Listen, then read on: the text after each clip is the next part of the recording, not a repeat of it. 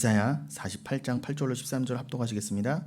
네가 과연 듣지도 못하였고 알지도 못하였으며 내 귀가 옛적부터 열리지 못하였나니 이는 내가 정녕 배신하여 못해서부터 내가 배역한 자라 불릴 줄을 내가 알았습니다.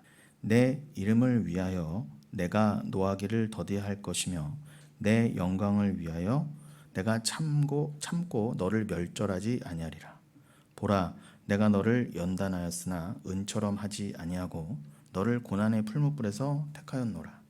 나는 나를 위하며 나를 위하여 일을 이룰 것이라. 어찌 내 이름을 욕되게 하리요 내 영광을 다른 자에게 주지 아니하리라. 야곱아, 내가 부른 이스라엘아, 내게 들으라. 나는 그니 나는 처음이요 또 나는 마지막이라. 과연 내 손이 땅의 기초를 정하였고 내 오른손이 하늘을 폈나니 내가 그들을 부르면 그것들이 일제히 서느니라. 아멘. 네.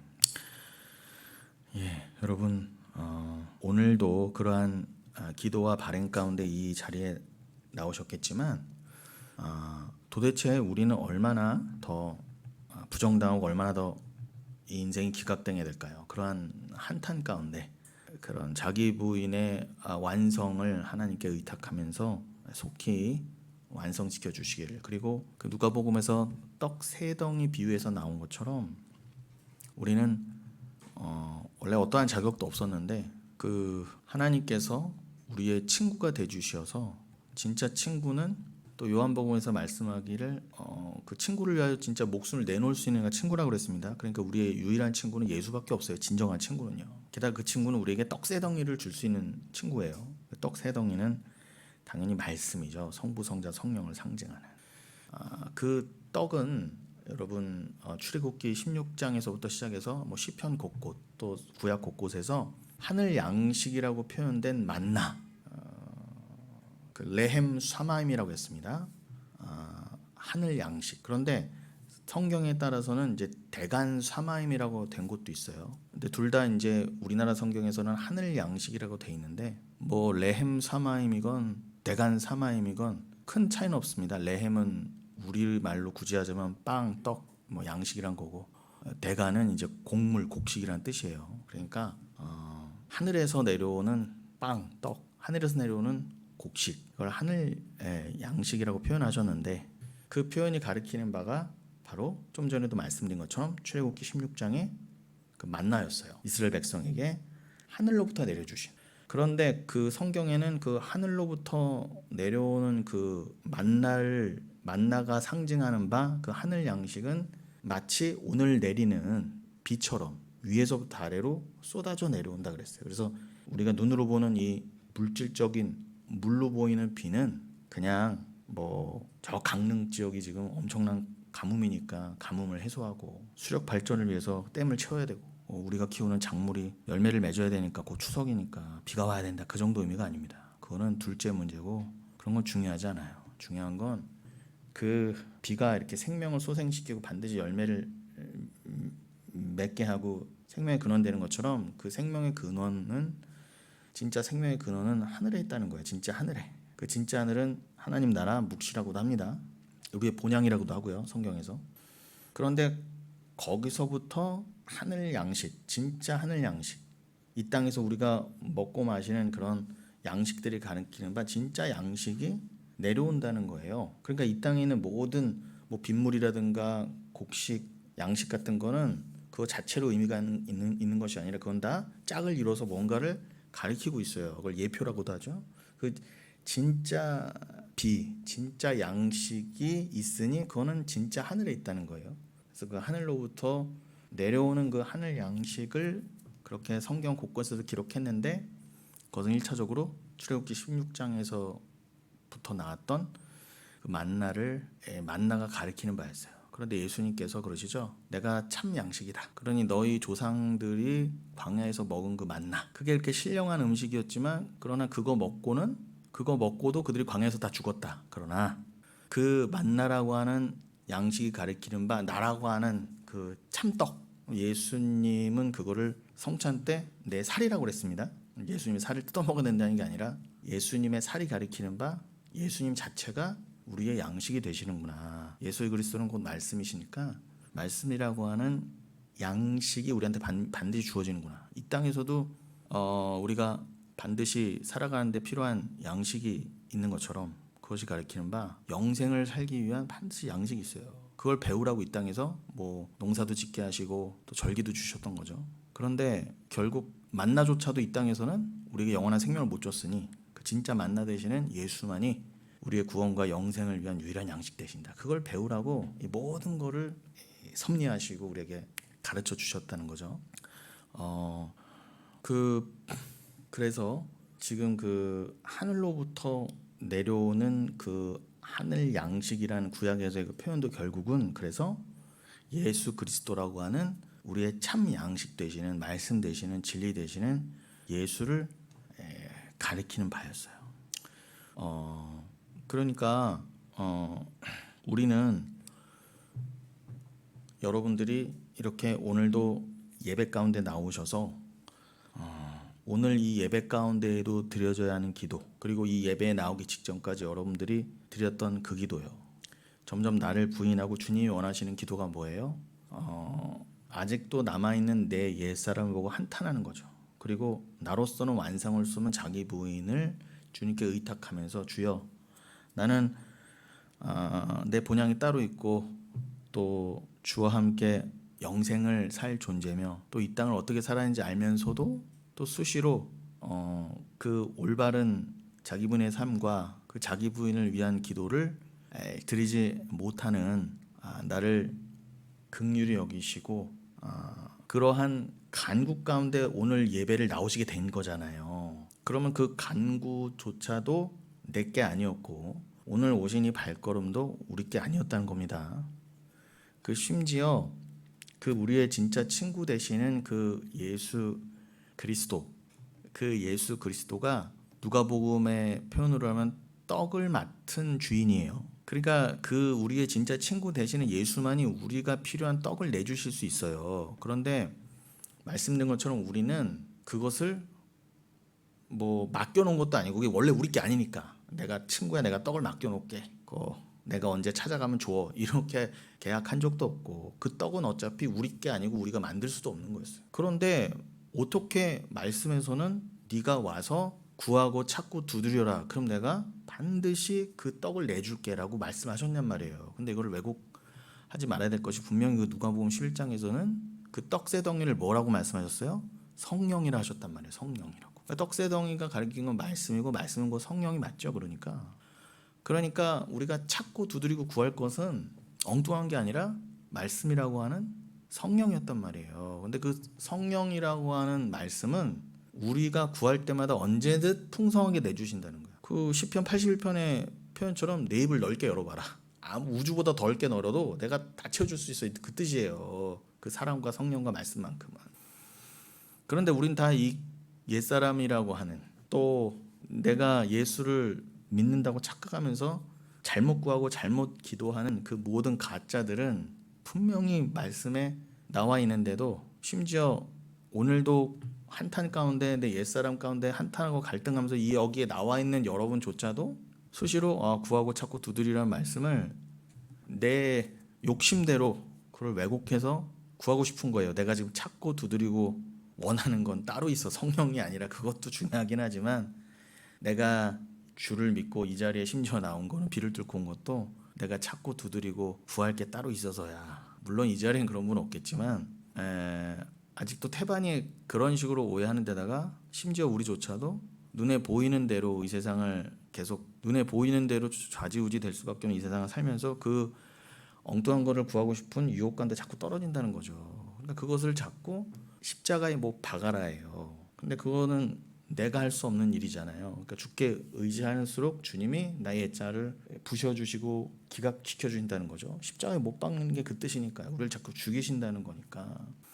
그럼 여러분 내 옛사람은 그 떡조차도 오해했는데 그 주님께 성령이란 떡 주세요라고도 구할 줄도 몰랐고 그런 거 아예 생각도 못했고 그리고 그 떡이란 건 내가 만들어낼 수도 없는데 언제 주님께 맡겼다고? 그걸 주님께 막 두드리고 찾으면 언제든 주신다는데 그걸 왜곡시켜서 내가 원하는 떡 달라는 거죠. 성령 말고 그럼 우리는 얼마나 죄인이었냐는 거예요. 근데 그 예수님은 도대체 어떤 분이시길래 우리의 친구가 되주셔서 우리를요 성령을 구하는 자로만, 성령만 구하는 자로 만들어 주신다. 그러니 성령을 받은 자는 어떻게 해요? 내 의지가 아니라 내 생각과 뜻이 아니라 성령의 주도하에 예수 그리스도께 구할 것은 말씀밖에 없구나를 깨닫게 되고요. 그냥 면목 없음으로 어떻게 내가 주님께 맡겨놓은 것도 아닌데 주님은 그 비유처럼 한밤중에 찾아갔을 때도 친구가 내줬던 것처럼 주님은 언제나 구하라는 거예요. 그러면 네가 제대로 구할 것만 구하면, 그 성령 말씀만 구하면, 사랑만 구하면 내가 온 우주를 덮고도 남는 그 떡을 줄게 이렇게 하시니까, 그럼 우리가 그것을 진짜 구할 게 뭐고 진짜 주시는 게 뭔지를 알면, 그리고 그 양식이 뭔지를 알면, 나를 살리고 영생을 살게 하는 그 진짜 사랑임을 알면 어떻게 다른 걸 구해요? 그 앞에서 구할 수도 없을 뿐더러. 그리고 어떻게 해요? 어떻게 주님은 이걸 내가 구하는 대로, 내가 구한 것보다 더 많이 주신다고 하십니까? 도대체 면목 없이 막 이렇게 주님 주시면 안 돼요 해도 부족할 판인데 주세요 구하고 자꾸 두들 때마다 그냥 당연히 마치 내줘야 될 친구처럼 그걸 내주신다고 하니 얼마나 기가 막힙니까? 근데 요거를 제가 왜 구절절 또 말씀드리냐면, 이미 다 아시는 내용이기도 하지만 왜 또 강조를 하냐면, 이따가 또 나누게 될 누가복음 17장을 또 우리가 나누기 전에 이 부분을 좀 먼저 염두에 두자. 왜냐하면 같은 누가복음의 맥락인과 동시에 이 양면성 있잖아요. 다중적이면 양면성이라고도 말할 수 없는 그 그리스도와 말씀의 그 여러 다중적인 의미를 우리가 이렇게 통찰할 수가 있잖아요. 예수 그리스도는 우리의 친구이신가 동시에 누가복음 11장에서, 그러나 17장에서는 우리들의 친구셔서 내가 예수님의 그 성령을 구할 때마다 언제든 주셔야만 하는, 그건 의무이기도 해요. 사랑과 함께 의무이기도 하다고요. 여러분 다시요, 그 떡은요 우리를 사랑하셔서 물론 내주시는 거지만 예수님은 어디에까지 그 언약의 관계를 맺으셨다고요? 우리가 구할 때마다 당연히 주셔야만 하는 관계로까지 우리와 맺어주셨어요. 그만큼 주가 낮아져 주신 거죠. 그럼 그걸 의의 관계라고도 해요. 성경에서 말하는 의의 관계는 뭐냐? 주가 친구 역할을, 아버지 역할을, 생명의 주관자, 생명을 주시는 역할을 영원토록 끝까지 하시기로 작정하신 거예요. 근데 하나님은 신실하신 분이라 내가 너한테 말씀이라고 하는 그 생명을 영원토록 끊임없이 공급해 주기로 내가 약속할게. 그거는 변함이 없어. 걱정하지 마 해서 하나님 측에서 그냥 언약을 맺으시고 끝까지 신실하심으로 그 언약을 지켜가시는 게 의라고요. 의의 관계. 그러니까 의는 한마디로 관계인데 어떤 관계요? 하나님은 끝까지 하나님의 자리에서 우리에게 하나님의 역할이 되어주시는, 그분이 되어주시겠다는 거예요. 근데 그분의 면모로서 우리에게 늘 떡을 공급해 주시는 의무를 넘어서는 거지만 의무로라도 그 떡을 주시기로 작정하신 그 친구까지 돼주시기로 하셨다는 거예요. 근데 그런 의로운 하나님이신과 동시에 어떻게 해요? 우리는 그렇게까지 하나님과 언약을 맺을 정도로 주의 친구가 되었던가 동시에 누가복음 17장에서 뭐라고 한다고? 이따가 나누는 17장에서는 우리는 그의 종이다. 노비라고도 좋습니다. 친구인가 동시에 그는 우리의 주인이시다라는 걸 또 잊지 말아야 된다는 거예요, 여러분. 근데 그게 어떻게 하면 가능해요? 사랑으로. 이게 그냥 의무나 율법의 수준에서 머물면은 이거는 이루어질 수 없는 거죠. 그런데 여러분 생각해 보세요. 어떻게 주종 관계이면서 어떻게 사랑의 관계이면서 어떻게 평등하고 동등한 관계가 어떻게 다 동시에 이루어지냐고요. 그러니까 이 모든 것을 만족하고 이것을 다 완성케 할 수 있는 것은 그래서 사랑밖에 없다는 거예요. 그러니 우리가 주께 구한다 하더라도 주는 그것을, 구하는 성령을 굳이 안 주셔도 되는데 그냥 의로운 관계가 되어주기로 작정하셨는데 그 작정의 동기는 뭐라고요? 사랑이라는 거예요. 근데 우리도 그 사랑을 받으면서, 근데 그게 너무 당연한 게 아니라, 여러분 비가 당연해요? 여러분 강릉에 비 안 와봐서 알잖아요. 비가 당연합니까?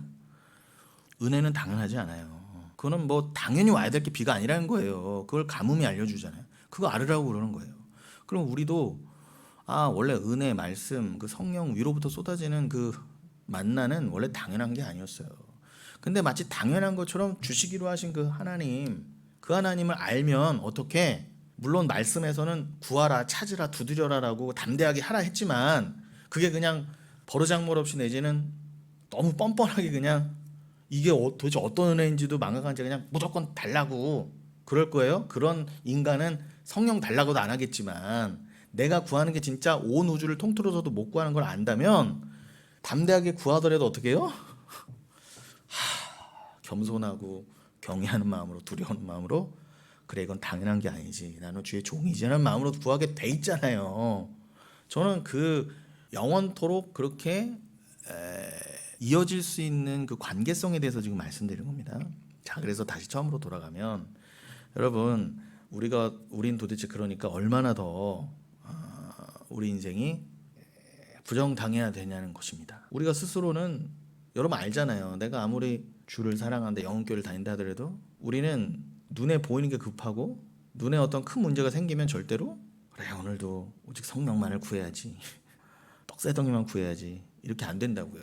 그런 연약함을 주가 아시니까 그걸 다 의탁할 수밖에 없어요. 그러니 대표적으로 사도 바울도 그러했지만 수시로 어떻게 해요?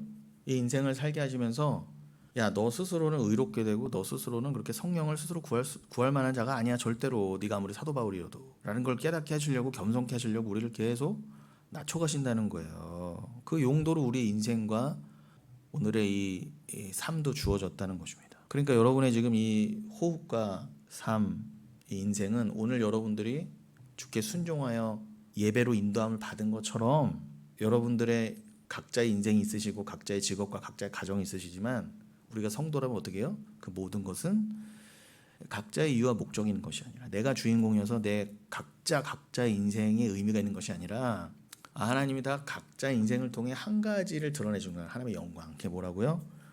결국 택한 자는 어떤 인생을 살든지 한 명도 예 없이 그 인생이 부정당하고 주가 결국 어떠한 상황과 인생 가운데도 이끌어 가신다. 그걸 드러내시기 위함이에요. 여러분이 어떤 사람이고 어떤 인생을 살고 계신다 하더라도 상관없이 주가 주인이시면은 저는 이런 상황인데요, 저는 절대로 주님께 순종할 수 없어요, 내지는 정말 주님 한번 날 끌고 가봐요 막 한다 하더라도 결국은 탁 치셔서 무릎 꿇히셔서 누가 보더라도 저 사람은 예수를 믿을 만한 상황이 아니에요. 저 사람이 예수를 안 믿는다고 해도 다 동의할 만한 그런 상황.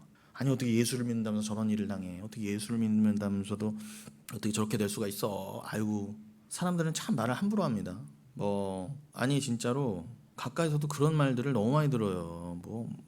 아니 내가 그래도 70까지는 건강하게 살아야 하나님께 영광 안 가리지, 80 이후로는 그냥 모르겠고 아무튼 그래도 70까지라도 건강하게 살아야 주님 영광 안 가리지. 누가 그래요? 그러면은 70도 되기 전에 암병 걸리고 죽는 병 걸린 사람들은 다 그럼 하나님께 영광 가리는 거예요? 그리고 누가 그렇게 말한 사람 70까지는 건강해주고 80까지도 살게 준다고 누가 장담해요? 굉장히 교만한 말인 겁니다. 어디 성경에 70 먹을 때까지 암병 안 걸리면은 그게 하나님 영광 안 거리는 거라고 누가 그랬어요? 그 말 자체가 비정상이고 그거 자체가 진짜 말 그대로 하나님 영광 가리는 거라니까. 어떻게 이렇게 교만할 수가 있습니까? 인생 자기가 정해놨어. 나는 70대까지는 절대 암병 안 걸린다. 그런 사람이 암 걸려요. 그런 사람이. 나는 몇 살까지는 애 안 낳을 거예요. 우리 자녀 계획이 있거든요. 그래서 끝까지 안 줘요. 자기네들이 갖고 싶으면 가질 수 있고 안 갖고 싶으면 안 낳는 게 애예요? 어떻게 교만합니까? 애가 어떻게 생겨나고 영혼이 어디서부터 오며 또 하나님이 그 인생을 어떻게 주관하시고 섭리하신지를 눈꽃만치도 모르는 주제에 내가 계획한다 그러고 가정을 계획한다 그러고 나 몇 살까지 결혼해서 몇 명의 애를 낳는다 그러고 어떻게 그렇게 함부로 말을 합니까?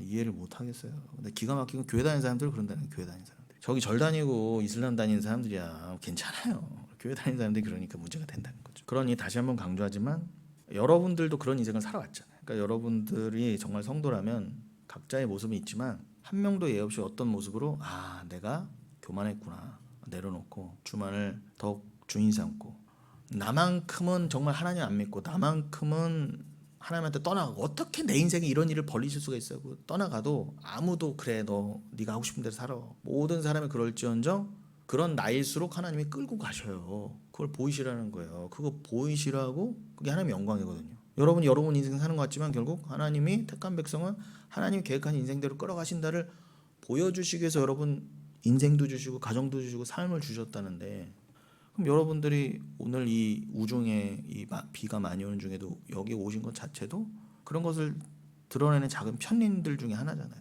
여러분 의지대로 온 게 아니잖아요.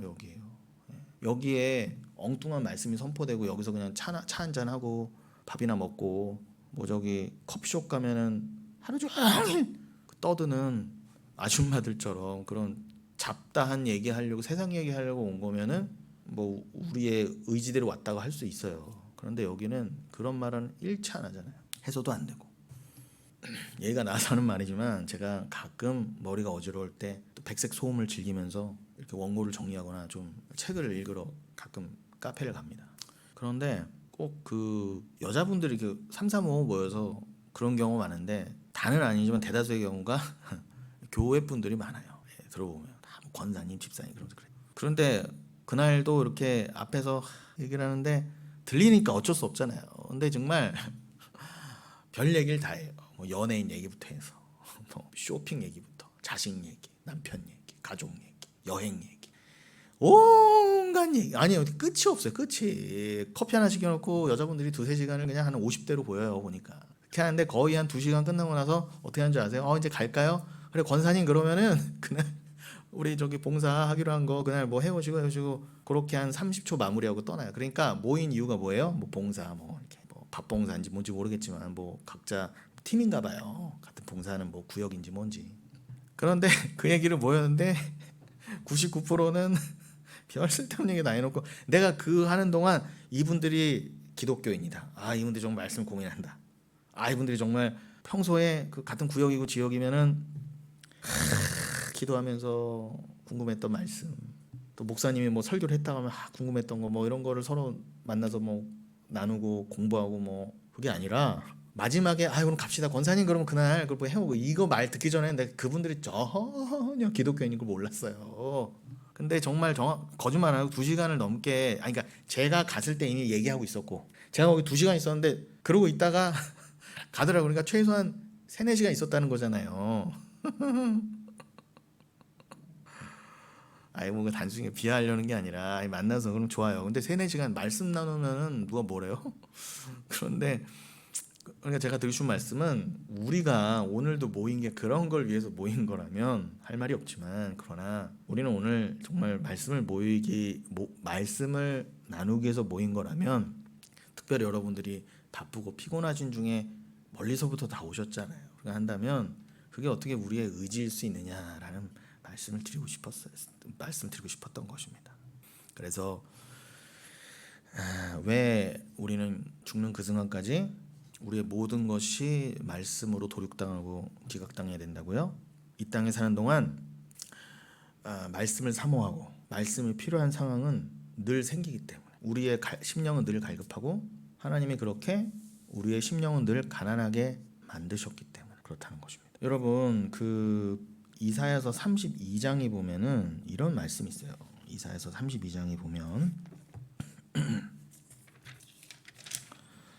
이사야서 32장에 6절부터 제가 읽어드리겠습니다. 이사야서 32장 6절 이하. 이는 어리석은 자는 어리석은 것을 말하며 그 마음에 불의를 품어 간사를 행하며 패역한 말로 여호와를 거스리며 줄인 자의 속을 비게 하며 목마른 자에게서 마실 것을 없어지게 함이며 악한 자는 그 그릇이 악하여 악한 계획을 세워 거짓말로 가련한 자를 멸하며 가난한 자가 말을 바르게 할지라도 그러함이거니와 존귀한 자는 존귀한 일을 계획하나니 그는 항상 존귀한 일에 서리라. 이렇게 되어 있습니다. 여러분 제가 이 말씀을 해드렸어요. 우리의 심령은 우리가 뭘 착한 일을 해서 윤리 도덕적으로 뛰어나서 우리가 하나님 앞에 공로와 자격이 있어서 우리는 선인이라는 게 아니라 성경에서 말하는 선인 의인은 오직 예수 그리스도를 하나님으로 믿는 자잖아요. 주는 그리스도시고 하나님의 아들이다. 그만이 구세주다. 그의 피를 믿는 것이 의로운 거다 라는 믿음을 가진 자가 성경에서는 의인이에요. 쉽게 말하면은 아까 그 친구와의 관계, 아버지와의 관계처럼 뭐 그냥 아무 자격과 공로가 없는데 언제나 떡새덩이로 상징된 성령과 말씀을 구하면 언제든 그 생명을 공급받을 수 있는 그 관계가 영원토록 지속되는 그 관계 안에 있는 자가 의인이고 선인이라고 해요, 성경에서는. 그러니까 여러분이 그렇다는 거예요, 교회가. 그런데 여러분, 왜냐면 여러분이 그리스도의 신부이고 하나님의 자녀니까. 근데 여러분이 이 땅에서는 늘 어떤 자로 드러난다? 심령이 가난한 자. 왜요? 이미 본향이 저기고 여긴 나그네로 살고 이 땅의 것으로 만족할 수가 없으니까 늘 심령이 가난할 수밖에 없죠. 근데 마태복음 5장에서는 그 심령이 가난한 자가 복이라고 그랬습니다. 왜냐면 그가 곧 천국을 기업으로 받을 자이니까. 그러니까 여러분들은 오늘도 갈급해서 비가 이렇게 많이 내리는 중에도 여러분의 심령은 오히려 갈급해서 이 자리에 나오셨잖아요. 아까 말씀드린 것처럼 왜요? 여러분들이 이 땅을 사는 동안은 늘 그 말씀이 부족하기 때문에, 늘 고프기 때문에, 목마른 사슴처럼, 또 시냇물을 그 목마른 사슴이 미친 듯이 찾는 것처럼, 여러분 목마른 사슴 시냇 이렇게 유유자적하며 찾는 게 아니에요. 그 사슴은요 미친 듯이 찾는 거예요. 막 좀비처럼 너무 목이 말라서. 그런 사슴이 목마 이렇게 찾겠어요? 찾지. 지금 물 못 먹으면 죽는 그 심정으로 여러분 나오셨다는 거죠. 근데 지금 읽어드린 이사야서 32장처럼 그런데 악인은 즉 그 6절의 표현을 하면 어리석은 자라고 그랬습니다. 그건 지혜가 없는 자라고도 할 수 있죠. 그럼 최근에 나눈 그 고린도 후서 10장의 표현으로 하면은 어리석은 자는 어떤 자라고 그랬어요? 자기를 자랑하는 자라고 그랬죠. 자기로서 자기를 비교하고 자기로서 자기를 헤아리는 자. 내가 내 행위를 내세우고 예수도 나 잘난 거 드러내려고 자기 의로 믿는 자. 그게 가장 어리석은 자라고 그랬습니다. 그럼 그 지혜 없는 자, 어리석은 자를 이사야서 32장에서 뭐라고 표현했어요? 6절에 어리석은 자는 어리석은 것을 말하며 그 마음에 불의를 품어 간사를 행하며 패역한 말로 여호와를 거스르며 줄인 자의 속을 비게 하며 목마른 자에게 마실 것을 없어지게 함이며. 그죠? 어리석은 자는 어떤 자? 성경에서 말하는 게 중요하잖아요. 정의가 뭐라고요? 여러분처럼 목마르고 의에 줄인 자들이요, 생명의 떡이 고픈 자들, 목이 마른 자, 생명수의 목이 마른 자들에게 오히려 어떻게 해요? 그 여러분의 속을 더 비게 하고 여러분에게서 마실 것을 오히려 훔쳐가고 없어지게 한다 그러잖아요. 그게 악한 자인 거예요. 겉으로는 그런 제가 좀 전에 언급했던 고린도후서 10장에 뭐라고 했다고요? 사탄도 광명한 천사의 모습으로 올 수 있다 그랬잖아요. 그러니까 제발, 근데 너희들은 외모만 보는도다. 7절 광명한 천사의 모습으로는 사탄 새끼도 못 알아보면서 뭘 거짓 종들 목사님 그러면서 잘도 그러더구만. 내가 전한 복음 하고 분명히 다른 복음, 다른 영, 다른 말씀을 전하는데도, 다른 예수를 전하는데도 잘생겼다 그러고 부자라고 그러고 많이 배웠다 그러면서 역시 나를 즐겁게 해주는 그 말씀을 전하는 저분이 참 목자지만 이러면서 외모만 보고 판단한다는 거예요. 기가 막힌 거죠. 근데 외모는 어떻게 해요? 사탄도 꾸밀 수 있다 그러잖아요. 근데 왜 다들 넘어가고 난리야. 제가 지금 험한 표현 쓸 뻔했습니다. 근데 그런 자들은 뭐예요? 성경에서 말하기를 지혜 없는 자, 어리석은 자라고 그래요. 왜요? 자기를 그 가짜 종들은 와봐야 맨 자기 자랑밖에 안 하거든요. 그리고 자기의 자랑을 위해서 교회와 성도를 이용할 수밖에 없어요. 그러한 자들은 결국 영적으로 보면 어떤 모습이요? 여러분이 먹어야 될 생명수, 양식을 뺏는 자라고 하잖아요. 오히려 안 주는 자. 그래서 7절에 뭐라고 합니까? 그 악한 자는 그 그릇이 악하여. 그 악한 자, 그 사람을 그릇에 비유했습니다. 그 그릇이 악하여 악한 계획을 세워. 그러니까 그 악한 그릇에 뭐밖에 못 담겠어요? 거짓과 악한 계획밖에는 담지 못할 거 아닙니까? 그래서 그 그릇이 악하여 악한 계획을 세워 거짓말로 가련한 자를 멸하며 가난한 자가 말을 바르게 할지라도 그리 함이거니와. 그러니 여러분, 여기서 말하는 가련한 자, 가난한 자가 누구예요? 성도잖아요. 우리잖아요. 왜요? 성경에서 말하는 가난은 뭐예요?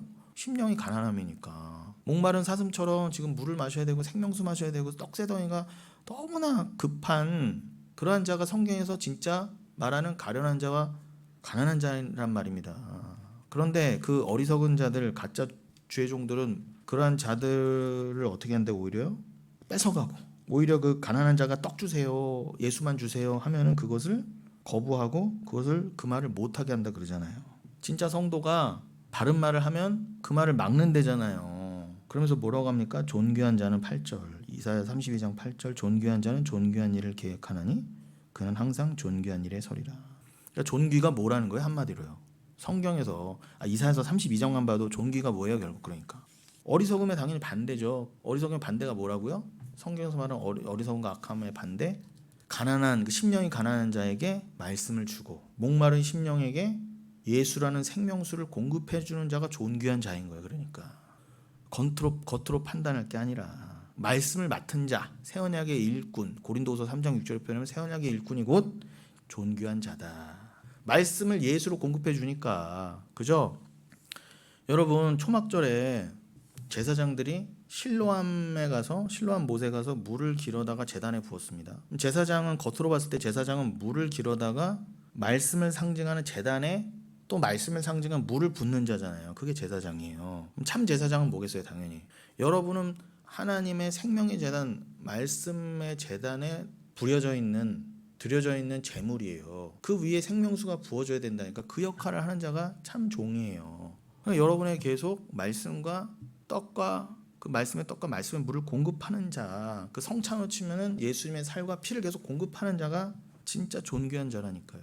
그래서 제사장으로 하여금 존귀한 제사장으로 하여금 단순히 거룩한 척하는 눈에 보이는 인간 제사장에다 존귀하다는 게 아니라 진짜 제사장이 있다는 걸. 그래서 베드로전서 2장 9절에 뭐라고 했다고요? 너희가 택하신 족속이요 왕 같은 제사장이요 거룩한 나라요 그의 택하신 그의 소유된 백성이라 그러잖아요. 여러분이 제사장이라고 그러잖아요. 그러니까 여러분이 거룩한 제사장 존귀한 자가 되려면 어떻게 해요? 말씀을 맡아서 말씀을 계속 공급하는 자, 말씀을 바로 예수로 해석해서 공급하는 자요. 히스기야는 역대기에 보면 뭐라고 되어 있습니까? 그 사내립의 침공에 앞서서 그 거의 800m에 달하는 수로를 그 기온샘, 여러분 제가 좀 전에 실로암 못 말씀드렸죠. 그 실로암 못이 그 기온샘 쪽이에요. 그런데 거기서부터 죄송합니다. 좀 수정하겠습니다. 히스기야가 기온샘에서부터 수로를 파서 한 8m를 파서 수조를 만들었다고요. 이게 물을 저장할 수 있는 수조를, 인공 수조를 만들어서 그게 실로암 못이에요.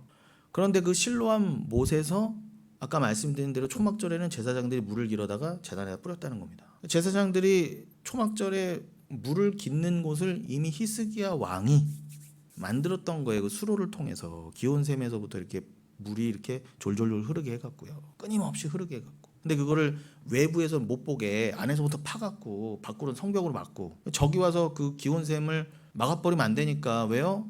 당연하죠. 밖에서 공성전을 펼칠 때 물길부터 막을 거 아닙니까? 물 못 먹게. 기온샘이 보이면 안 되잖아요. 그러니까 철저하게 외부로는 차단시켜놓고 안에서부터 이렇게 물이 흘러서 계속 성 안으로 흘러서. 그러니까 여러분 그게 곧 에스겔이 본 성전 환상이나 그 내강이 늘 흐르고 생명수가 늘 흐르는 그 하나님 나라 그 거룩한 성세 예루살렘을 예표하고 마치 묘사하는 듯 하잖아요.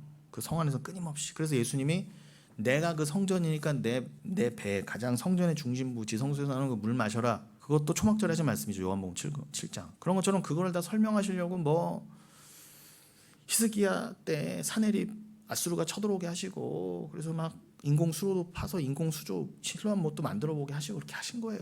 그 자체가 역사가 중요한 게 아니라 중요한 건 히스기야가 상징하는 바 그런 제사장들 상징하는 바 진짜 존귀한 자는 뭐다? 끊임없이 그렇게 물이 공급돼야 되는 것처럼 백성에게 여러분에게 끊임없이 말씀을 공급하는 자가 진짜 존귀한 자, 의로운 왕, 의로운 제사장이라는 것입니다. 그가 이해가 되셨죠, 여러분? 그래서 우리 스스로는 조금의 내 자아도 부정할 수가 없기에 그리스도가 오셔서 날 위해 죽으실 수밖에 없었다. 오늘도 이거를 오늘도 우리가 이것이 영혼에 각인되면서 이 자기분의 말씀이 계속 우리에게 공급되게 하시려고 오늘도 이런 예배를 허락하시고 우리에게 이런 말씀을 허락하셨구나. 이러한 말씀이 계속 공급되는 게 교회고 바로 의로운 교회고 이거를 서로 주고받는 자가 서로 의로운 일꾼이 되는 거구나. 종이 되는 거구나. 깨달을 수 있잖아요. 그러니 그리스도가 직접 진정한 왕이시고 진정한 대제사장 되시는 예수 그리스도가 직접 오셔서 죽고 부활하실 수밖에 없었던 이유는 뭐라고요? 내가 스스로 나를 죽여낼 수 없으니까. 주가 대신 오셔서 자기를 죽이시고 자기 피를 내심으로 우리의 죽음을 편입시키신 겁니다. 우리를 부활시키시려고. 자기의 부활에 동참해서 부활시키시려고 그의 죽음에 우리를 편입시키신 거예요. 그러니 그게 진짜 사랑이에요. 그게 기독교가 말해야 되는 진짜 사랑이라고요. 그 사랑 앞에서 저는 주를 사랑합니다 라고 감히 입방정을 떨 수도 없어요. 사실요. 우린 사랑을 모르기 때문에. 저희 어머니가 오늘 카톡에 그러더라고요. 제가 오늘 좀 일찍 교회 왔고요. 저쪽은 이제 어제 저희 어머니가 또 발가락이 다치셔갖고 좀 발가락이 넘어지셔서 좀 부러지셨어요. 그래서 어제 깁스를 하고 그랬거든요. 그래서 어제 좀 하루 종일 어머니 좀 모시고 병원을 다녔는데, 그래서 뭐 안부도 묻고 하면서 엄마가 카톡 끝에다가 아들 사랑해 그래서 어우. 근데 엄마들은 아들들한테 잘 그래. 근데 아들들은 그거 아유 감사하다 그러면서도요 절대 와서 엄마 나도 사랑해 이렇게 못해요. 거의 100이면 99가. 아주 딸 같은 아들이면 나도 사랑해 그럴 줄 몰라도 어머니가 아들 사랑해 하고 이렇게 하고 하트까지 보냈어. 보자마자 어우 간지러 어우 닭살. 물론 감사하고 좋지만 그거는 이렇게 뭐 비슷한 표현으로 어떻게 대답을 할 수 없는 그런. 그런데 여러분 뭐 아들 특히 엄마들은 아들이면 뭐 다죠. 뭐 엄마들한테 아들이면 그냥 자기야 자기. 그러니까 아빠가 딸 사랑하는 것만큼 엄마한테는 아들이 그냥 무조건. 근데 그 뭐 아들 사랑해 그럼 얼마나 엄마들 입장에서는 그게 순수하고 지고지순한 사랑입니까? 그 엄마가 내놓을 수 있는 그 엄마라고 하는 여자가 내놓을 수 있는 가장 순수한 표현이잖아요. 그렇죠? 여러분 아들들한테 그럼 늘 뭐 표현만 합니까? 마음속으로 늘 이렇게 생각하시고. 그런데 주의 그 사랑은요 그 엄마의 아들에 대한 사랑은 비교할 수가 없어요. 그건 뭐 사랑도 아니에요. 그 하나님 사랑 입장에서 보면. 그러니 여러분 뭐 우리가 주님 사랑합니다 뭐 이런 거 이런 가당치도 않다는 거죠. 말은요. 그냥 그 진리의 사랑이 나를 그냥 덮은 거예요. 난 그냥 늘 죄인으로 그냥 있는데 그냥 여러분 가만히 계세요. 뭐 반응할 필요도 없어요. 그냥 사랑이 여러분을 덮는 거예요. 그 사랑이 찾아와서. 여러분이 뭐 아들을 뭐 사랑하는 것도 뭐 그렇잖아요. 그 사랑만 봐도 뭐 여러분 아들이 뭐 여러분의 특별히 뭐 잘해서 저 말씀드렸잖아요. 저는 오히려 간지러 소름 돋아 아니 소름 돋는 게 아니고 저기 닭살 돋아 막 이러는 수준인데 뻥 그 아들이 이렇게 예쁘다고 사랑한다 그러고 그러십니까? 근데 여러분 아무 조건 없이 사랑하는 거잖아요. 아들을요. 아들이어서 사랑하는 거잖아요. 그런 것처럼 그냥 여러분 가만히 계세요. 그냥 주가 그냥 덮으셔야 돼 그 사람. 여러분 심지어 그냥 반응할 수도 없는 그냥 시체란 말이에요. 그냥 이렇게 누워 있는. 하나님 시체한테 뭘 바라겠어요? 너 얼른 이 시체야. 빨리 나 일어나서 나를 사랑한다고 고백해. 이러겠어요 하나님이? 여러분들 가만 누워 계세요 그냥. 그러니까 나는 영원토록 그 사랑이 나에게 공급되어 천국을 살 수 있기만을 바랄 뿐인 거예요. 그게 여러분의 그냥 겨우 나오는 고백이어야 합니다. 그럼에도 우리는 또 믿음의 눈이 아닌 육신의 눈에 보이는 대로 좌우로 치우치고 내 눈에 보이는 나를 위한 것을 위해 살아갈 거예요. 오늘도요. 지긋지긋하죠 아주. 이 죽어지지 않는 나 알면서도 버려지지 않는 내 자. 그것이 바로 악이고 죄인 줄 알면서도 나에게는 그것이 내 의가 내 사랑이 자아 사랑이 나 사랑이 죽는 순간까지 달콤할 거라는 거예요. 너무너무. 그럼 우리는 그 사이에서 우리는 또 갈망하고 좌절할 것입니다. 이렇게 지긋지긋한 인생임에도 도대체 주님은 오늘도 나를 이 세상에서 또 살게 하십니다. 이유는 단 하나 뭐라고요? 더 낮아져라. 더 주의 사랑을 깨달아라. 더 주를 의지해라. 더 그의 나라를 소망하라입니다. 그래서 고린도후서 1장 3절로 10절을 제가 읽어드릴게요. 고린도후서 1장 3절로 10절입니다. 찬송하리로다. 그는 우리 주 예수 그리스도의 하나님이시요 자비의 아버지시요 모든 위로의 하나님이시며 우리의 모든 환난 중에서 우리를 위로하사 우리로 하여금 하나님께 받은 위로로서 모든 환난 중에 있는 자들을 능히 위로하게 하시는 이시로다. 그리스도의 고난이 우리에게 넘친 것 같이 우리가 받는 위로도 그리스도로 말미암아 넘치는도다. 우리가 환난 당하는 것도 너희가 위로와 구원을 받게 하려는 것이요 우리가 위로를 받는 것도 너희가 위로를 받게 하려는 것이니 이 위로가 너희 속에 역사하여 우리가 받는 것 같은 고난을 너희도 견디게 하느니라. 사도 바울도 동일한 고난을 겪었다는 거예요. 여러분 얼마나 위로가 됩니까? 그가 우리의 고난에 대해서 이렇게 정확히 얘기해주고 있잖아요. 위로에 대해서도 오직 위로는 말씀이다 그리스도다 그러잖아요. 교회 진정한 교회와 성도만이 나눌 수 있는 천국 복음. 이어서 읽습니다. 7절 너희를 위한 우리의 소망이 견고함은 너희가 고난에 참여하는 자가 된 것 같이 위로에도 그러할 줄 알미라. 형제들아 우리가 아시아에서 당한 환난을 너희가 모르기를 원하지 아니하노니 힘에 겹도록 심한 고생을 당하여 살 소망까지 끊어지고 뭐 살고 싶은 마음도 없어질 정도로 그 정도까지 내려갔다는 거예요. 사도 바울이. 9절 우리는 우리 자신이 사형 선고를 받은 줄 알았으니 이는 우리로 자기를 의지하지 말고 오직 죽은 자를 다시 살리시는 하나님만 의지하게 하심이라. 그가 이같이 큰 사망에서 우리를 건지셨고 또 건지실 것이며 이후에도 건지시기를 그에게 바라노라. 하나님이 어차피 건지실 거 왜 이렇게 낮추셨다고요? 사도 바울과 우리를 왜 낮추신다고요? 9절에 그 답이 나오잖아요. 저는 이 9절 고린도서 1장 9절만 있어도요. 전 넉넉히 이 세상과 삶을 이길 수 있습니다. 우리는 우리 자신이 사형 선고를 받은 줄 알았으니 사도 바울도 늘 이렇게 낙심천만 늘 내가 죽었구나 아니면 죽었으면 좋겠다라는 마음으로 살았다는 거예요. 그러나 하나님 왜 그렇게 낙심하게 하신다고요? 우리로 하여금 왜 이렇게 고난 가운데 환난 가운데 두실다고 했다고요? 이유는 딱 하나. 우리 자기 자신을 의지하지 말고 오직 죽은 자를 다시 살리시는 하나님만 의지하게 하시려고. 그럼 인생의 답이 딱 나왔잖아요. 뭐가 더 부족합니까? 여러분 인생 왜 살게 하신다고요? 또 때로는 왜 내 인생이 왜 이렇지? 왜 눈물이 자꾸 나오고 내가 제일 힘들어. 그럴 때는 왜 그렇게 허락하신다? 하나님만 의지하게 하시려고. 답은 다른 거 없어. 하나님도 너무하시네. 아니에요. 너무하신 거 아니에요. 여러분이 설령 지금 하나님 아무리 그래도 너무하시네라는 생각이 들어도 여러분이 하나님 택하신 분이라면 하나님 정말 감사합니다. 네. 하나님만 의지하게 하시려고 하셨군요. 하나님만 옳습니다. 그 여러분이 이미 얻었지만 얻게 될 그 구원의 완성과 천국과 구원, 하나님 나라 완성, 그거를 여러분은 감당할 수 없는 그 큰 은혜 앞에서 여러분은 그저 감사밖에 안 나올 거예요. 딴 얘기가 나올 수가 없어. 그래서 10절에 뭐라고 했다고요? 그가 이같이 큰 사망에서 우리를 건지셨고. 그러니 여러분 이 땅에서 고생하고 이 땅에서 죽는 거는 사망 축에도 못 껴요. 근데 진짜 큰 사망, 지옥에 떨어진 그 큰 사망에서 우리를 건지셨고 또 건지실 것이며 이미 그러나 아직이 나오잖아요. 이미 건지셨고 또 건지실 것이며, 그죠? 이미 건지셨지만 완전히 건지시는 모습으로 우리를 이끌어갈 것이고 영원토록 이후에도 우리를 끝까지 건지신 그 상태로 두시기를 바라고 원하고 믿는다 이거죠. 여러분 우리 인간은요 주인공이 아니에요. 주인공은 오직 한 분 하나님 뿐이십니다. 그분만이 존재이시고 생명의 창조주이시기 때문에 그분만이 역사 모든 인생들과 영광과 찬송의 주인이 되신다는 거죠. 그래서 이사야서 43장 21절에 여러분 잘 아시는 말씀이 이렇게 기록되어 있죠.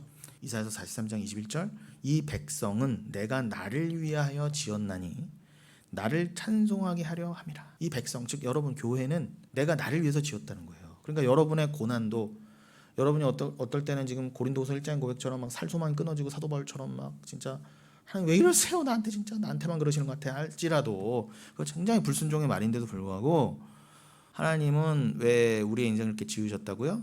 결국은 여러분의 그 패역한 인생과 입술로 하여금 그래도 하나님 오르시군요. 하나님만이 찬송받으실 분이죠. 그렇죠. 그 찬송은 곧 영광이니까. 영광은 곧 하나님 것이고요. 나는 그 하나님의 구원의 하나님의 영광 받으심을 위해서 나는 그죠? 지음 받았을 뿐이에요.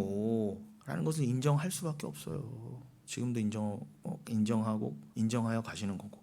이 말씀을 딱 이사야서 43장 21절을 읽고 나면은 대번에 에베소서 1장 12절이 떠오르죠. 에베소서 1장 12절에서는 사도 바울이 뭐라고 했습니까? 이는 우리가 그리스도 안에서 전부터 바라던 그의 영광의 찬송이 되게 하려 하심이라. 똑같잖아요. 이사야가 한 말을 사도 바울도 했어요. 그러니까 주의 백성은 똑같은 말만 하게 돼 있어요. 그러면서 이사야서 43장 21절을 본 김에 이사야서 42장 8절도 좀 우리가 보면 이렇게 되어 있습니다. 나는 여호와이니 이는 내 이름이라. 나는 내 영광을 다른 자에게 내 찬송을 우상에게 주지 아니하리라. 나만이 여호와야. 여호와라는 뜻이 뭐라고요? 그 이름 안에 담긴 뜻이 나는 나다. 나는 그냥 나야. 뭐 다른 설명이 있겠어요. 근데 나는 나야 스스로 있는 자라고는 말은 하나님만이 쓰실 수 있는 말이죠. 여호와라는 이름은 하나님만 쓰실 수 있어요. 그래서 하나님만이 어떻게 해요? 나는 내 영광을 찬송을 다른 자에게 우상에게 준 적이 없어. 결코 주지 아니할 거야. 찬송과 영광은 오직 내 거거든. 그런 말씀을 하십니다. 이해되시죠? 그러면서 오늘 우리 본문이 뭐였어요? 처음 읽은 오늘 수요예배 본문이 이사야서 48장 8절로 13절이었잖아요. 이런 맥락 가운데 오늘 본문으로 읽었던 이사야서 48장 8절로 13절을 다시 한번 읽어보자는 거죠. 자, 8절 네가 과연 듣지도 못하였고 알지도 못하였으며 너의 귀가 옛적부터 열리지 못하였나니. 참, 다시요. 뭐라고요? 우리의 처음 모습은 원래 뭐라고요?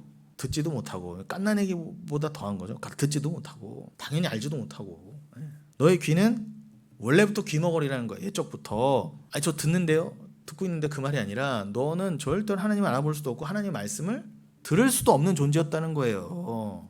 심지어는 너는 어떻게 불리던 자였다고요? 우리는요 원래 네가 정령 배신하여 모태에서부터 네가 배역한 자라. 그러니까 우리는요 여러분 엄마 뱃속에서부터 하나님 배신자로 원래 낙인 찍혀있던 사람들이에요. 말씀이 그러잖아요.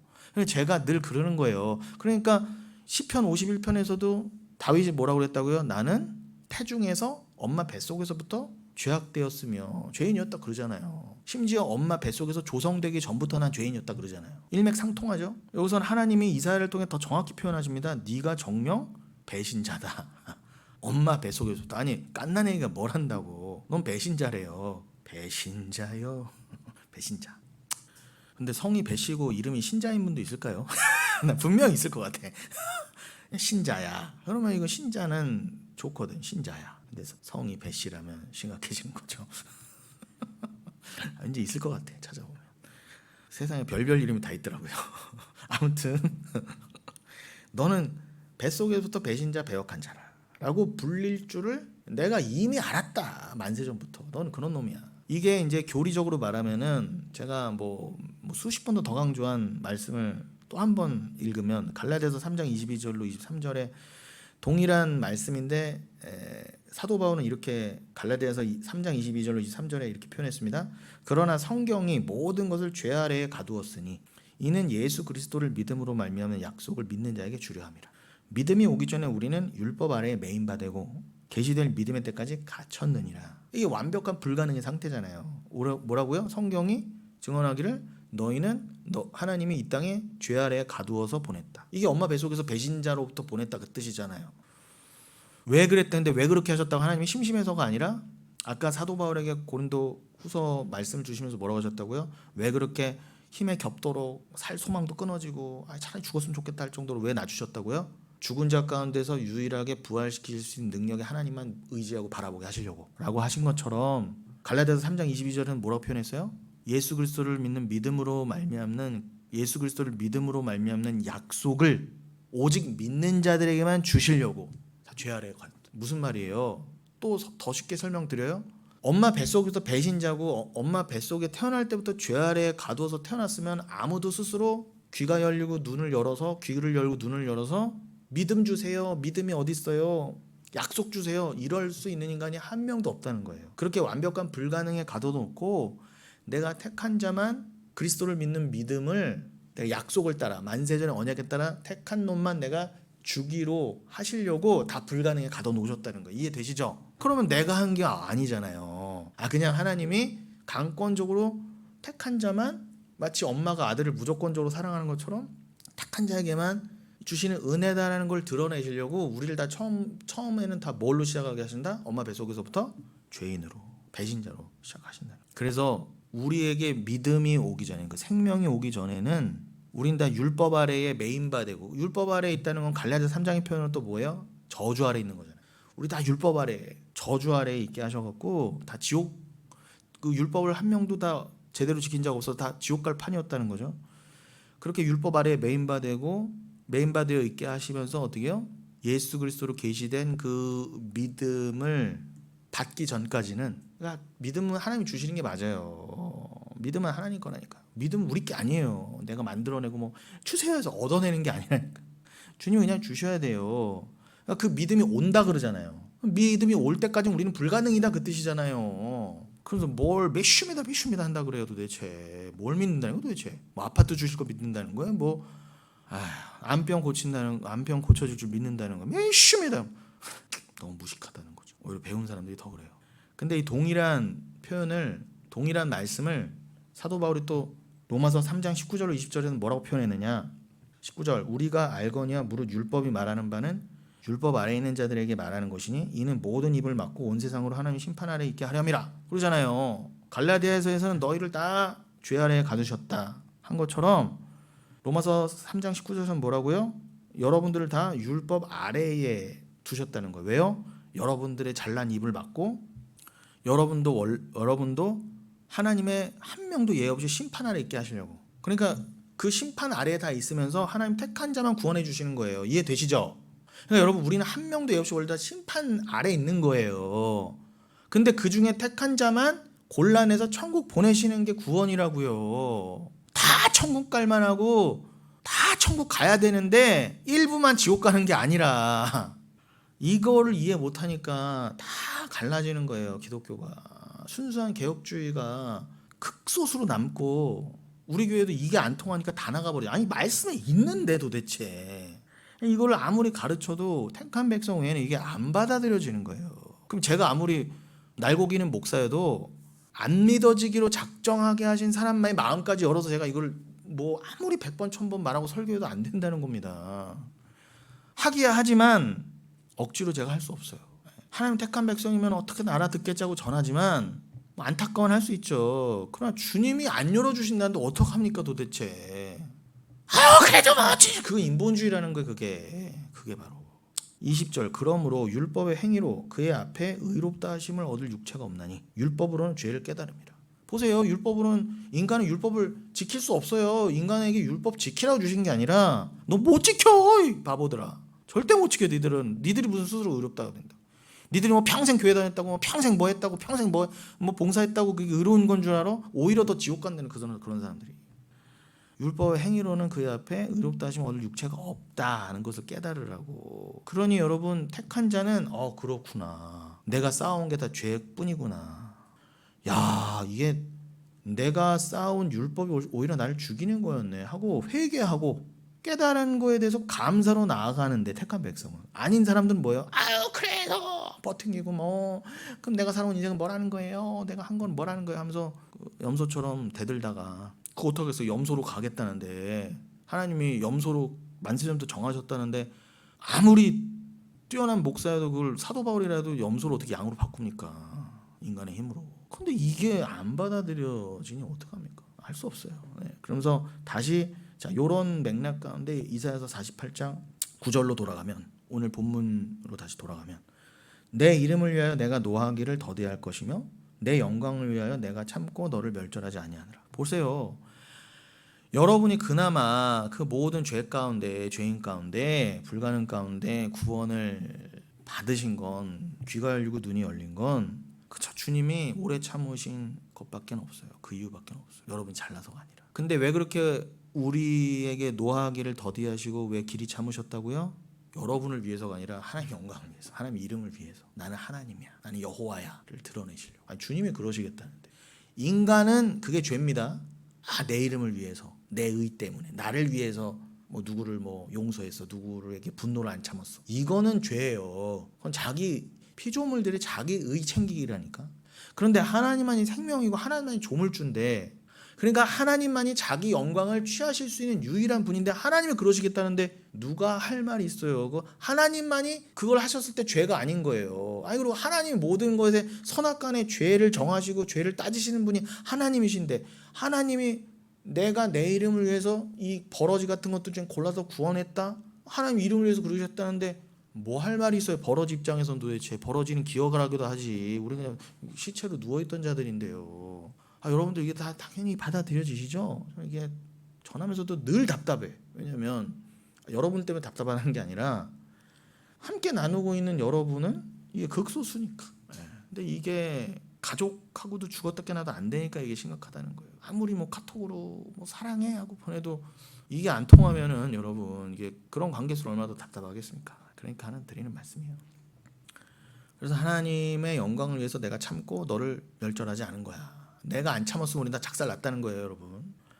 보라, 힘내, 보라, 10절. 내가 너를 연단하였으나 은처럼 하지 아니하고 너를 고난의 풀무불에서 택하였노라.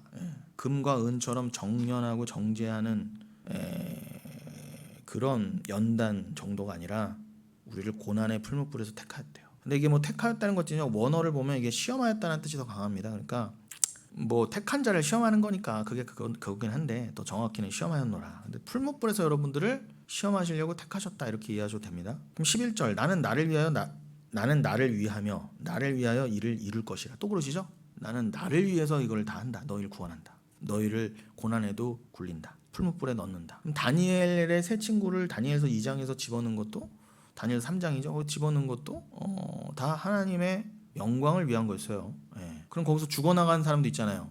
풀무불에 가까이 가져가다가 데려가다가 바벨론 느부갓네살의 군사들은요, 그 풀무불에 집어넣으려고 이렇게 근처 갔다가 평소보다 7배나 더 뜨겁겠다고 했거든요. 막 느부갓네살 열받아고 더 당장 태워주기라고 막 풀무불은 이렇게 쇠를 녹이고 금은을 정제하고 그럴 때 이렇게 바람을 넣어야 되잖아요. 공기를. 그 불을 말하는 게 그렇게 막 아주 그냥 거세게 산소가 공기를 집어넣어서 아주 그냥 확 일으키게 한 그 불에 이제 그 병사들이 이제 다니엘의 세 친구를 데려가서 이제 딱 불에 넣으려고 그러는데 오히려 끌고 가던 병사들이 주변에서 다 죽었단 말이에요. 불이 얼마나 뜨거웠는지. 그 지옥불을 상징하죠. 그럼 여러분 아주 고매한 인본주의자들은 뭐라고 그래요? 박애주의자들은 어머 하나님이 도대체 그 옆에 그 병사들은 왜 불쌍히 여기지 아니하시고 그렇게 죽게 하시냐고. 하나님이 그렇게 하시겠다는데, 아니 옆에 그 병사들은 그때까지 밥 먹고 바벨론 군사로 성장하도록 거기서 태어나게 하시고 그랬다가 그렇게 풀무불에 타 죽는 역할로 쓰려고 불쏘시개로 사용하셨다는데 뭔 말이 그렇게 많아요. 원래 우리도 그렇게 쓰임받을 판이었어요. 근데 그 중에서 다니엘 세 친구처럼 건진받은 거잖아요. 그 지옥불에서. 딱 보니까 느부갓네살이 보니까 어떻게 해요? 그 풀무불 안에 세 친구와 함께 네 번째 사람이 같이 이렇게 막 있는 거예요. 그러니까 손에 묶인 게 다 풀려지고 네 번째 사람은 하나님의 사람이라고 그러잖아요. 그게 성령 바로 예수 그리스도예요. 그때나 지금이나 늘 동행하셨다고요. 그는 그 덕분에 고린도전서 3장 표현으로 불 가운데서 받은 구원이라 우리도 이 세상이라는 풀무불 가운데 다 타 죽어서 진짜 풀무불인 지옥불에 다 떨어져야 맞는데 그리스도 덕분에 여러분의 함께한 그리스도 덕분에 여기서 해방되고 오히려 그 성령 불이 여러분을 살리는 불이 된 줄로 믿으세요. 여러분의 죄를 다 살라버리고. 근데 여기서는 그 불이 내가 아직 육을 입고 있고 인생을 살고 있기 때문에 그 불이 마치 연단받는 불처럼 시험의 불처럼 뜨겁고 막 견디기 어렵고 그런 불처럼 느껴지죠. 그러나 그 불이 결국 여러분 살리는 불이라니까요. 그 풀무불 가운데서 여러분을 택했다 그러잖아요. 왜 그러셨다고요? 나를 위하여, 하나님의 이름을 위하여 여러분을 구원하시고 또 여러분의 구원을 빛내기 위해서 옆에 그냥 불쏘시개처럼 쓰임받은 인생도 있다는 거예요. 어찌 내 이름을 욕되게 하리요 내 영광을 다른 자에게 주지 아니하리라. 여기 아까 이사야서 42장 8절에 보였죠? 나는 여호와이니 이는 내 이름이라. 나는 내 영광을 다른 자에게 내 찬송을 우상에 주지 아니하리라 하신 말씀이 있었죠. 그런 말씀과 똑같이 이 오늘 본문이 이사야서 48장 안에서도 11절에 뭐라고 되어 있다고요? 나는 나를 위하며 나를 위하여 이를 이룰 것이라. 어찌 내 이름을 욕되게 하리요 내 영광을 다른 자에게 주지 아니하리라 그러시죠. 영광은 오직 하나님 거예요. 오직 하나님의 영광을 위해서 그렇게 하시겠다는데 어머 하나님 왜 그렇게 하셔야 돼요? 하나님 저 사람 왜 죽이세요? 저 사람 왜 살리세요? 하나님 욕되게 할 수 있어요 없어요? 그건 진짜 천인공날 일이에요. 그냥 바로 죽여버려야 돼. 그냥 그런 인간 바로 풀무불에 집어넣어야 돼 진짜. 아니 진짜 이렇게 말 많은 인간들 있잖아요. 그렇게 인본주의적인 너무 잘났어 자기가. 사랑이 넘쳐 아주. 제일 꼴불견이, 제일 꼴보기 싫어요. 네가 뭔데? 네가 그 사랑으로 남은커녕 너는 구원할 수 있어 스스로? 진짜 사랑은 하나님 거고 너에겐 사랑이 없어. 그냥 흉내내는 거지. 사랑하는 척. 결국 자기 밥그릇 저렇게 되고 자기 목숨 위태롭게 되고 자기 일 그렇게 되면은 그냥 이기적이 되고 오히려 사랑했던 놈이 남의 거 뺏고 남을 죽일 게 너야 이 인간아. 그런 걸 드러내시려고 이 세상을 이렇게 움직이시고 그렇게 인간들이 죄가 폭로되게 하시고 때로는 그렇게 감춰져 있던 나 예수 믿고 난 착한 사람이야 얼마나 네가 가식적이고 네가 쓰레기 같은 인간이었는지 그냥 확 드러내 보이시잖아요. 연기하지 마 이거사. 그게 택한 자에게는 게 우리를 사랑하시는 그게 장치라니까 여러분. 너 외식하지 마. 너는 강도 만난 자야. 네가 누군가를 강도 만난 자를 가서 사랑해야 될 존재가 아니라 택한 자는 맞네요 하고 그냥 넙죽 엎드린단 말이야. 살려주세요. 내가 그냥 너무 착각했네요. 회개합니다 이러고. 근데 잘난 인간은 끝까지 이거를 못 놓는 거예요. 그 엊그제 양육 때 그러시더라고요. 그 성도님들이 구레네 시몬 얘기가 본인들끼리 이렇게 나오더라고요. 구레네 시몬 보세요. 그냥 거기 예루살렘에 갔다가 예수가 이렇게 골고다로 가는 걸 이렇게 다 다들 구경하러 가니까 구경하러 갔어요 이렇게. 근데 예수님이 힘이 없어서 그냥 채찍을 맞고 피를 너무 많이 쏟아갖고 그냥 배도 고프시고 목도 마르고 하니까 그 무거운 십자가를 갖고 가시다가 철푸덕 넘어졌어요. 그랬더니 로마 병사가 보기에는 영 예수님 혼자 못 끌고 갈 거고, 근데 빨리 시간 안에 골고다의 십자가 받고 빨리 죽여야 되는데 이거 빨리 퇴근해야 되는데 이게 보니까 자기가 하긴 싫고 로마 병사가 자기가 하긴 싫은 거 어떻게 해요? 야 너 이거 그냥 길가에 아무나 보이던 거 불러다가 한 게 구레네 시몬이었어. 근데 그거 다 하나님 작정하신 바 같다. 하필이면 거기에 그 자리에 로마 병정 눈에 띄게 해갖고 처음에 구레네 시몬 생각해 보세요. 재수없게 냄새나고 저주받은 자라고 낙인 찍힌 저 예수라고 하는 이단자, 그러면 같이 이렇게 십자가 지고 가고 싶겠어요? 생 지랄을 했을 거라고. 나요 나? 막 이러면서 왜 나한테 그러세요? 그랬더니 네가 해 하면서 다 뒤에 등떠미라고 나왔을 거라고요. 여러분 우리는 그냥 그 수준이에요. 그 수준이었어요. 근데 뭘 내가 누구를 사랑한다 그러고 당장 다른 사람도 아니야. 예수가 지금 철푸덕하고 넘어졌어. 그러면은 그렇게 사랑이 많으면 어이구 괜찮으세요 하고 그냥 예수가 아니어도 가서 그냥 도와줄 법한데 왜 이러세요? 유대인이 그게 우리 아니에요 여러분. 근데 하나님이 그냥 진짜 아무것도 아닌 쓰레기보다 못한 나를 그냥 덥석 데려다가 너 십자가 예수의 십자가 같이 묶어버리신 거. 그냥 그걸 은혜라고 하는 것입니다. 아무 한 게 없어. 그냥 거기 있었던 거야 그냥. 내가 예수님 마지막 가시는 길 보러 가 이것도 아니었어요. 그냥 구경 간 거라니까.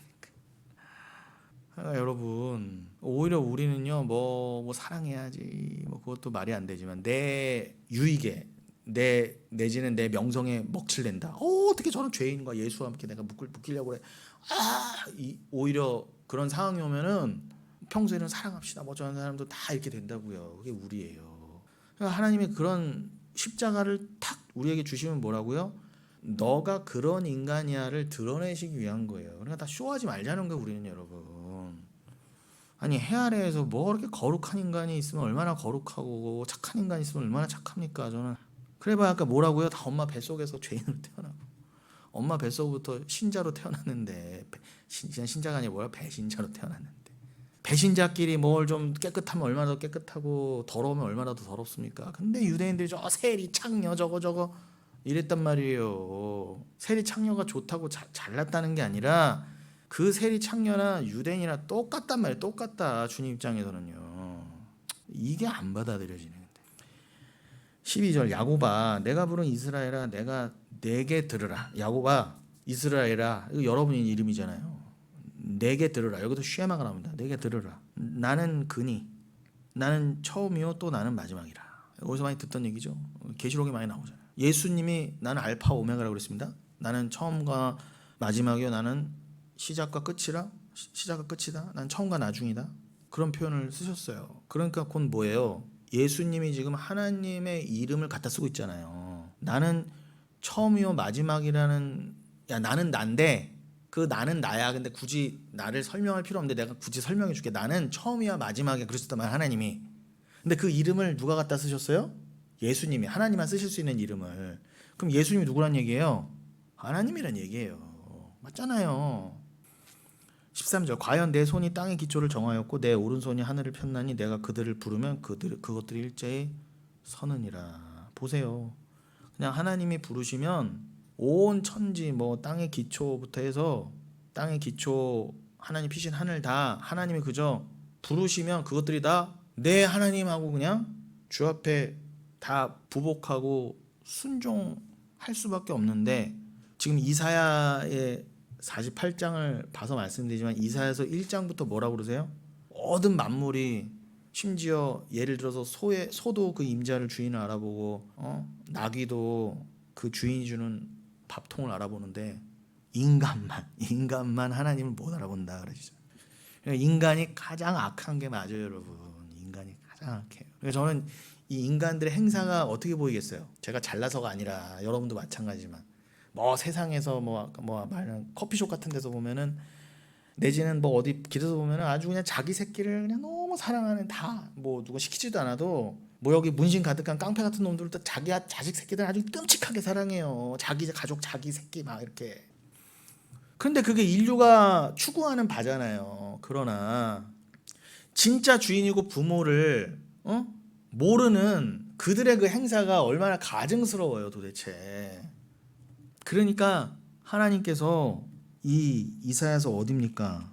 갑자기 생각이 안 나는데 이사야의 말씀 중에서 뭐라고 그러세요? 하나님이 그 너희 백성들 그 죄인들을 묘사하시기를 나에게는 부모가 없다.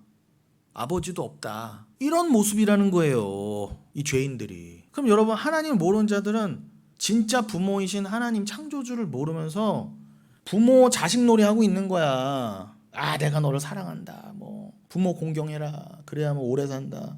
장수한다. 이따위 소리나 해가면서 아니 죄인들끼리 진짜 부모도 하나님도 모르는 벌레들끼리 소원해 소원자고 뭐 사랑한다 어쩐다. 이게 얼마나 가증스러워요. 저는 그래서 여기 그냥 다 그냥 쇼판이에요. 쇼 그냥 다 가증 쇼판. 다 무덤 안에서 시체들의 그냥 가면놀이로밖에 안 보이는 거예요. 뭐 그런 인생들을 위해서 뭐 좀 더 경제를 더 발전시켜 보자, 과학을 발전시켜 보자, 뭐 서로 사랑해 보자, 뭐 뭘 극복해 보자. 다 이런 게 무슨 의미가 있어요? 의미가 없단 말이에요. 근데 이런 거 보면 뭐 비관주의다, 뭐 너만 잘났냐, 뭐 사랑이 없다, 뭐 괜찮습니다, 괜찮습니다.